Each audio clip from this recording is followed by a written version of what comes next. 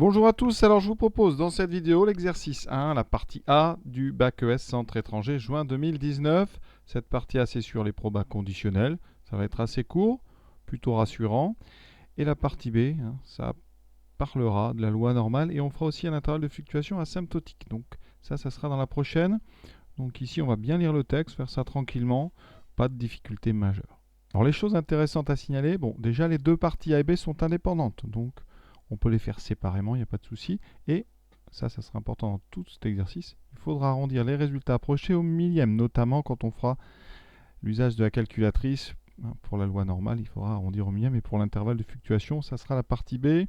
Ici donc, on est dans un musée et on s'intéresse à la clientèle. Voilà, chaque visiteur peut acheter son billet sur Internet avant sa visite ou l'acheter aux caisses. Donc il va y avoir deux cas, visite avant la visite ou alors aux caisses. Pour l'instant, la location d'un audioguide n'est possible qu'aux caisses du musée, donc ça sera intéressant.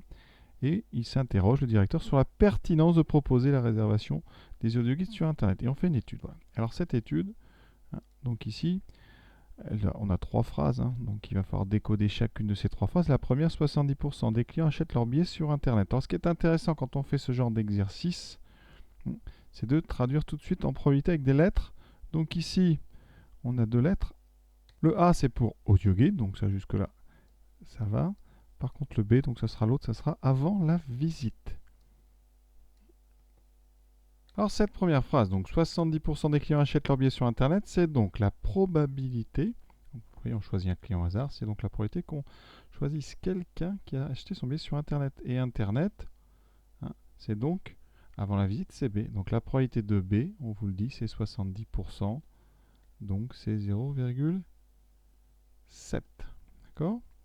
Ça veut dire qu'ici on peut commencer à faire un arbre, avec ici B, on achète sur Internet, ou le contraire de B, B bar. On n'achète pas sur Internet, on achète directement aux caisses. Donc là, on a un 0,7. Et ici, 0,3. La somme, ici, quand on ouvre, ça doit faire 1. Donc 0,3 plus 0,7, ça fait bien 1. Deuxième phrase, parmi les clients, là, on est sur une conditionnelle. Et on regarde la population des gens qui ont acheté leur billet. Donc c'est ici B. Acheteur billet sur Internet, c'est donc la probabilité sachant B. Et là, c'est la probabilité qu'ils choisissent un audio guide. Donc la probabilité de A sachant B, c'est donc 35%, donc 0,35. Alors ça, dans un arbre, c'est donc une branche qui va partir de B pour aller en A. Donc ici, ça tombe bien. On va pouvoir poursuivre notre arbre et mettre ici un 0,35. Ça nous donnera une autre information, la probabilité de ne pas prendre d'audio guide, sachant qu'on a acheté son billet sur Internet. Ici, ça sera donc le complément de 0,35, c'est-à-dire 0,65. Et ensuite, dernière info, parmi les clients achetant leur billet aux caisses, donc là c'est une conditionnelle encore, et on sait qu'on achète aux caisses. Les caisses, c'est donc le contraire d'Internet, c'est B bar.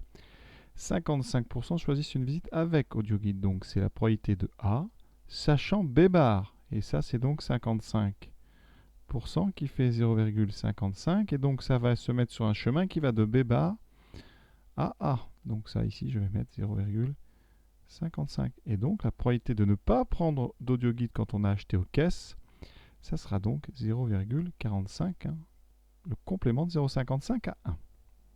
Et on vient donc de terminer la première question, puisque c'est ça, un arbre pondéré, c'est un arbre dans lequel on a indiqué la probabilité d'empreinte de chaque chemin, c'est donc la pondération de l'arbre. Et on peut passer à la question 2. Démontrer que la probabilité que le client choisisse une visite avec un audio guide est égale à 0,41. Alors, visite avec audio guide, donc on cherche ici P de A. D'accord ? Alors le problème, c'est que A, dans l'arbre, si on regarde bien, il est découpé en deux. Vous avez deux façons d'avoir un audio guide. Soit un audio guide sachant que vous aviez réservé sur Internet, soit un audio guide sachant que vous aviez acheté vos billets aux caisses. Et donc, l'événement, il est découpé en deux. On appelle ça une partition. Et donc, c'est l'utilisation de la formule des probabilités totales. Formule des probabilités totales, qu'est-ce qu'elle nous dit ? Eh bien, que l'événement A est coupé en deux, en A inter B et A inter B bar. D'accord ? Et donc, si on fait un petit dessin, si vous avez votre événement ici A, dans l'espace total, donc l'espace entier, est coupé en deux. Vous avez d'un côté les B, de l'autre côté les B bar. Donc A, vous voyez, lui aussi est coupé en deux. Vous avez cette partie-là qui est A inter B, et vous avez la deuxième partie à droite qui est A inter B bar. D'accord? Donc on dit que B et B bar forment une partition de l'ensemble. Et donc on peut découper la probabilité de A en deux. Le chemin du haut qui sera P de B inter A, plus la probabilité du chemin du bas ici, P de B bar inter A. Je rappelle que quand on circule dans un arbre, on forme comme ça des intersections. Et pour calculer la probabilité de B inter A, eh bien c'est le principe multiplicatif. On va circuler sur la branche et multiplier toutes les probabilités qu'on rencontre. Donc ici, pour B inter A, on va faire ce 0,7. Alors je vais mettre les noms pour bien être très clair. Ça sera P de B fois le 0,35 qui n'est pas P de A mais qui est P de A sachant B. D'accord? Plus la même chose avec le chemin du bas qui mène en A. Et ce chemin, c'est donc, pour le calculer, P de B bar, donc 0,3 fois 0,55 qui est P de A sachant B bar. Et la plupart des élèves donnent tout de suite le produit. Ça fait 0,7 fois 0,35 plus 0,3 fois 0,55. Alors comme c'est pas si évident que ça, on vous donne quand même l'objectif. On doit trouver 0,41. Alors si on ne trouve pas 0,41, mais il faudra refaire. La calculatrice, vous voyez, je trouve donc 0,245 plus 0,165 et ça donne 0,41. Donc c'est bien ce qu'on voulait démontrer. Troisième question, on s'intéresse aux clients qui visitent le musée avec un audio guide. Ça, c'est une conditionnelle, d'accord? Ça veut dire que la condition, c'est qu'on a A, l'audio guide.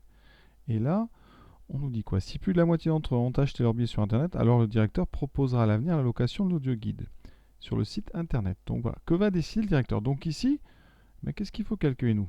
On cherche à calculer. Donc la probabilité eh bien, d'acheter son billet sur Internet. Donc acheter le billet sur Internet, c'est B, mais sachant qu'on s'intéresse aux clients qui ont un audio guide. Donc c'est P de B sachant A. Vous voyez, nous, on avait les probabilités conditionnelles dans l'autre sens. On avait P de B sachant A, P de A sachant B, et là, on a inversé. Donc c'est très classique. Et pour ça, on va utiliser la formule. P de B sachant A, c'est P de B inter A divisé par P de A. Alors j'ai mis P de B inter A, mais je rappelle que l'intersection, elle est réversible. P de B inter A, c'est aussi P de A inter B. On peut comme ça échanger les deux, ça ne pose pas de problème. Et donc, eh bien, on s'aperçoit que ces deux choses-là, on les a déjà calculées. D'accord? P de B inter A, il est encore juste au-dessus. C'est 0,245. D'accord? C'était P de B fois P de A sachant B. Donc ça, je vais tout mettre comme ça. Vous voyez bien, P de A sachant B, divisé par P de A qu'on a calculé, qui était 0,41. Donc ça me donne donc 0,245 sur 0,41. Le 0,245, je précise, je l'ai calculé tout à l'heure. On trouve 0,59756, etc. Et on vous a dit, rappelez-vous au départ, je l'ai laissé, on arrondit au millième. Donc il faut arrondir 3 chiffres après virgule. Donc c'est ça qui nous intéresse. Ça finit par 756 ici. Donc ça fera 0, donc à peu près 0,59. Et là, on est à 756, donc on est plus près de 800 que de 700, donc 598. C'est-à-dire donc 59,8%. Donc, or, 59,8% est plus grand et donc plus que la moitié, parce que la moitié c'est 50. Voilà. Donc, eh bien, le directeur va proposer à l'avenir la location d'audio guide sur le site internet. Donc, il va décider de proposer la location d'audio guide sur internet. Et cette partie est déjà terminée. Grand classique, un petit peu moins d'indications que d'habitude, mais voilà, correct. Voilà, j'espère que ça vous a plu. Je vous invite bien sûr à voir la partie B sur la loi normale, je répète, et sur un intervalle de fluctuation asymptotique à 95%. Et voici le texte de cette partie B. Donc vous voyez, loi normale, ici avec moyenne 10, écart type 2. Et on finit par voilà, un échantillon avec ici proportion de 25%. Voilà. Et donc, intervalle de fluctuation, à très bientôt.